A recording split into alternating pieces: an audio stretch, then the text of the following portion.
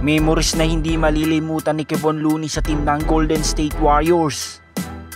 At Warriors front office posibleng makipag-agawan pa kay Bradley Beal.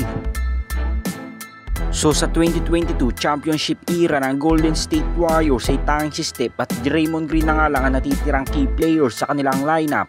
Dahil alam na nga nating ilan sa kanilang mga key players at role players ay nagsialis na nga sa Dubs. At nitong free agency nga lang ay iniwanan na nga din sila ni Kevon Looney, na kung saan mas nabigyan nga siya ng magandang offer sa team ng New Orleans Pelicans. Ganun pa man, kahit napaka-emotional nga ni Kevon Looney sa pag-alis niya sa team ng Golden State Warriors, may memories nga daw siyang hindi malilimutan sa team na ito.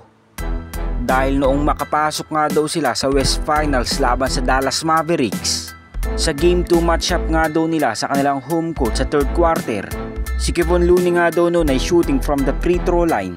At out of nowhere nga daw ay sumigaw nga daw ang mga fans ng MVP. Sobrang nakapagpatas nga daw ito ng kumpiyansa sa former NBA champion. Dahil sa 10 taon nga daw niyang paglalaro sa Dubs, halos ang chance nga daw ng pagsigaw lang ng mga fans ng MVP ay naririnig lamang niya kay Steph, Klay Thompson at Kevin Durant.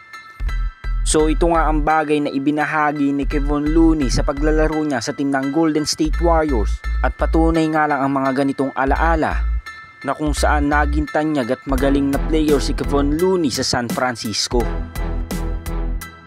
Sa pagiging interesado naman ng Warriors front office sa former All-Star na si Damian Lillard, sa ngayon wala pa masyadong malinaw na balita patungkol sa player na ito kung magsasign siya sa team ng Warriors. Dahil pinipilaan nga din ito ng Los Angeles Lakers, Boston Celtics at Miami Heat.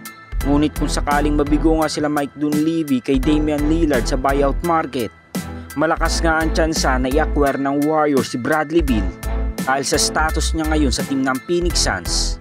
Mukhang ibabuyout na nga siya ng team na ito dahil magfo-focus na nga sila kay Devin Booker.